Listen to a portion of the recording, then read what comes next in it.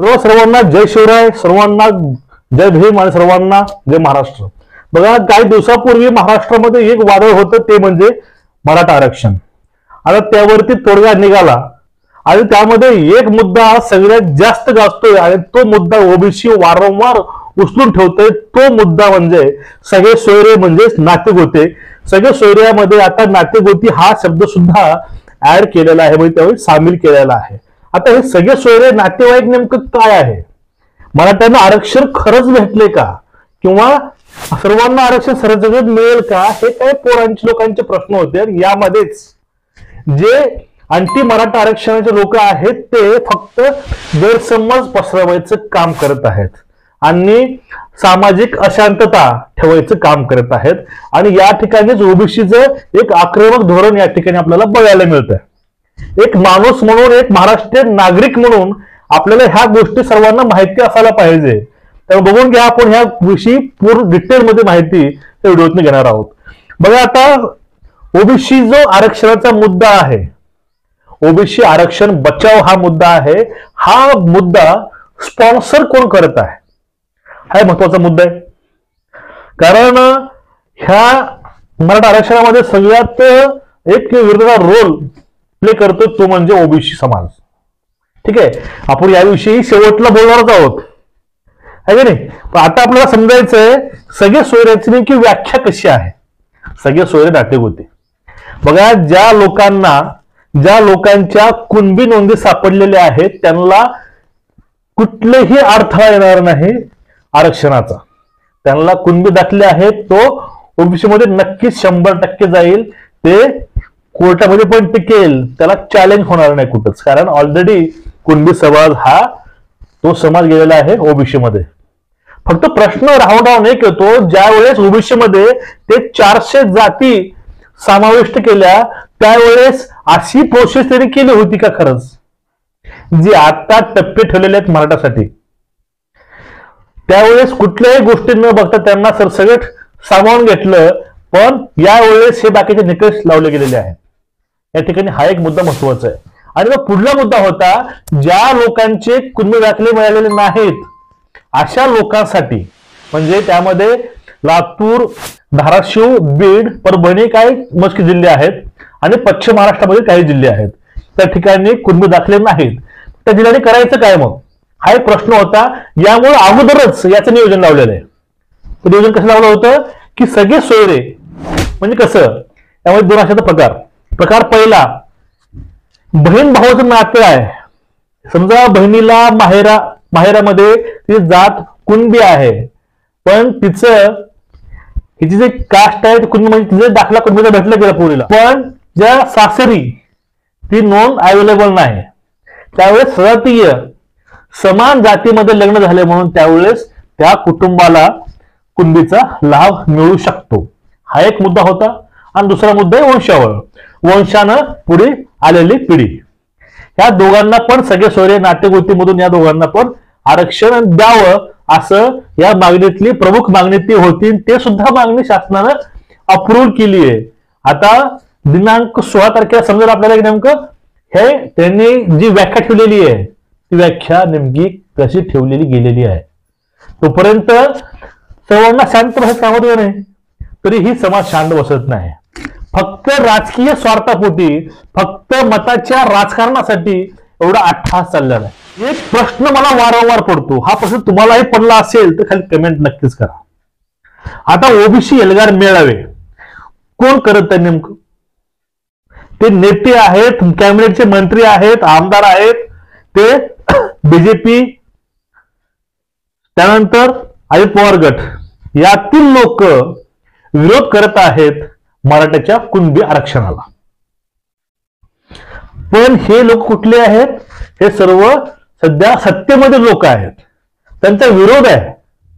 आता तुम्ही ते वाक्य समजून घ्या मित्रांनो। एक सत्तेमधील लोक सत्तेमध्ये असताना ते आंदोलन उभं का करत आहेत? तुम्ही कॅबिनेट मंत्री आहेत, तुम्ही बैठकीमध्ये स्पष्ट बोलून आपला मुद्दा क्लिअर करून घ्या ना। पण ह्याला असं करायचं नाही, लोकांचं अटेन्शन मिळवायचं आहे आणि ते अटेन्शन 4 लोक गोळा करून त्यांच्या पुढे फक्त भडकाऊ भाषण करून ते अटेन्शन त्यांना मिळवायचं आहे। हे फक्त राजनीती चालू आहे. फक्त यावेळेस असाच प्रश्न एक पडतो की मराठ्यांचं खरंच खच्चीकरण होतंय. मराठ्याचं खच्चीकरण असं होतंय, ओबीसी करता सध्या सत्तेमधील प्रत्येक नेता बोलत आहे पुढे येऊन. राम शिंदे असतील, छगन भुजबळ असतील, पडळकर असतील, इत्यादी लोक आहेत बोलणारे. पण मराठ्याविषयी कोणच काय बोलत नाही. हा एक पॉइंट आउट करून घ्या. मराठ्याविषयी कुठलाच नेता, कुठलाच मंत्री, कुठलाच आमदार एकही गोष्ट बोलत नाही. Point number 1. पॉइंट नंबर 2, मराठ्याच्या विरोधामध्येच मराठी नेते उभा राहतायत. तुम्ही राणे, हा नेमका प्रकार चालला काय नेमका? म्हणजे मराठ्याच्या आमदारांना, मंत्र्यांना दाबायचं काम चालू आहे काय? सध्या सत्तेमधील लोक यांना दाबत आहेत का, हा एक प्रश्न पडतोय. आणि पुढला प्रश्न कुठला बघा, ज्यावेळेस शिंदे सरकारने, माननीय मुख्यमंत्री एकनाथ शिंदेनी हे सगळे जे ठराव होते मंजूर केले, एक मराठा मुख्यमंत्री म्हणून, आणि आपण शपथ खाल्लं शिवरायांची, ही गोष्ट ध्यान ठेवून आपला शब्द, हा शब्द खरा ठरवायचा, ह्या गोष्टी ठेवून त्यांनी सर्व अटी मान्य केल्या. पण त्या माणसाला सुद्धा सध्या विरोध होतोय. हे विरोध करते कोण? त्यांच्या सोबतचे सत्तेमध्ये घटक पक्षाचे नेते, मंत्री हेच विरोध करतात. म्हणजे मराठा मुख्यमंत्र्याला सुद्धा विरोध होतो इनडायरेक्टली या ठिकाणातून. आणि वारंवार त्यांच्यावरती प्रश्न होतात. जे आपण त्याला बिखाऊ मीडिया म्हणतो, ज्याने पैसे घेऊन जे न्यूज देतात, त्यांचं सुरूच आहे, एकनाथ शिंदेनं फसवलं, मराठ्यांना येड्यात काढलं, ह्या काही गोष्टी आहेत. ह्या गोष्टी पूर्ण चालवल्या जातात. हे षडयंत्र आहे फक्त शिंदे सरकारला बदनाम करायचं आणि जरांगे पाटलांना पण बदनाम करायचं. कारण जर आपण असं केलं तर हा मराठा परत एक होणार नाही. हे सगळ्यात मोठं षडयंत्र आपल्याला समजून घ्यायचं या ठिकाणी. आता पुढला एक प्रश्न असा होता, आता ज्यांच्या नोंदी आहेत कुणबीच्या ते ओबीसी मध्ये गेले, ज्यांच्या नोंदी नाहीत पण ते सगळे सोयरे आहेत त्यांना आरक्षण मिळालं.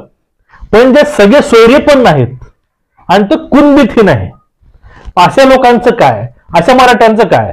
हे मराठे प्रामुख्याने मराठवाडा आणि पश्चिम महाराष्ट्रामध्ये जास्त प्रमाणामध्ये आहे. मग या लोकांचं आरक्षणाचं काय, हा एक मुद्दा असतो. आणि पुढला मुद्दा आहे, ज्या समाजानं आम्ही 96 कोटी मराठी आहेत, आम्ही श्रीमंत आहोत, आम्ही मंत्री आहेत, आम्ही अमुक तमुक फलाना दिसताना, आणि जे सगळे सोयरे नाहीत यांच्या करता सध्या जे सर्वेक्षण चालू आहे पूर्ण महाराष्ट्रामध्ये, त्याच्या आधारे कायद्यामध्ये टिकल असं ह्या मराठ्यांना आरक्षण द्यायचं नियोजित आहे. म्हणजे हे पूर्ण मुद्दे संपले बरं का, हे पूर्ण मुद्द्यांची मांडणी केलेली आहे. पण हे समाजामध्ये असं पसरत नाही. फक्त जे मराठी नेते पुढे आले होते, ते जरांगे पाटील असतील किंवा एकनाथ शिंदे असतील, हे चुकीचे कसे आहेत फक्त हे दाखवायचा सध्या प्रयत्न हे मीडिया हे प्रामाणिकपणे करत आहे. आता पुढला प्रश्न ऐकून घ्या. ज्या माणसानं खेडेगावामध्ये आंदोलन करून पूर्ण महाराष्ट्र त्यानं उभा केला होता आणि 3, 3.5, 4 कोटी लोकांचा त्या माणसानं सहभाग घेतला, तरीही शासनापुढे झुकला नाही, पूर्ण शासन झुकवलं, तो माणूस चुकीचा निर्णय कसा ऍक्सेप्ट करेल, हा एक प्रश्न आहे विचार करण्यासारखा. त्यामुळं अफवेवरती विश्वास ठेवू नका. थोडं प्रॅक्टिकली गोष्टी बघा, समजून घ्या. सगळे सोयरे हे टिकलेही नाही. ज्यांच्या नोंदी भेटल्या कुणबीच्या ते ओबीसी जातील, आणि ज्यांच्या नोंदी नाहीत, सगळे सोयरे नाही टिकलं, बाकीचा मराठा समाज आहे, त्या समाजाचं ह्या जो सर्वेक्षण घेतलेलं आहे याला त्यांना आरक्षण मिळून जाईल. म्हणजे फायनली आरक्षणाचा मुद्दा इथं संपलाय. हे फक्त राजकीय पोळ्या भाजणे, मताचं फक्त अटेन्शन साठी एवढा अट्टहास चालू आहे, बाकी काही नाही. हे आपल्याला समजलं पाहिजे. आपला हा व्हिडिओ ओबीसी बांधव बघत असतील, मराठा बांधव हे बघत असतील, सर्वांनी एक विचार करा, प्रत्येक पॉइंट नोट डाऊन करा, चेक करून बघा, तपासून बघा. आपण अजून आपले डोके कुठं घाण ठेवले नाहीत, ही गोष्ट लक्षामध्ये असू द्या. पूर्ण गोष्टी बघूनच निर्णय घेत चला. व्हॉट्सअपवरचे मेसेज, आलेले व्हिडिओ, बिकाऊ मीडिया ह्यांच्या गोष्टी तुम्ही बघून कुठलीही गोष्ट तुम्ही निष्कर्षापर्यंत जाऊ नका. खऱ्या गोष्टी काय आहेत, खोटी काय गोष्टी आहेत, तर राजकीय सपोर्ट काय आहे, ह्याला अल्टरनेट सुविधा केलेली काय, नेमकं मुद्दा कुठला होता, ह्या सर्व गोष्टी बघा. अजून पाटलानं एक मुद्दा सांगितलेला आहे की जर आपले ह्या 3 महिन्यामध्ये शासनाने काही कमी जास्त केलं तर आपलं आंदोलन परत उभा राहील, याच्या दुपटीनं आंदोलन तीव्र होईल. तरी हे तुम्ही बोलताय, असं अजिबात नाही करायचं. आता गपकीने हा व्हिडिओ जास्तीत जास्त शेअर करायचा, प्रत्येकापर्यंत हा मेसेज पोहोचला पाहिजे. तुम्हाला आपला व्हिडिओ आवडत असेल ना, चॅनलला सबस्क्राईब करा आणि बेल आयकॉन दाबून ठेवा, व्हिडिओ शेअर करा आणि सपोर्ट करा. जय हिंद सर्वांना, जय शिवराय, जय महाराष्ट्र, जय भीम.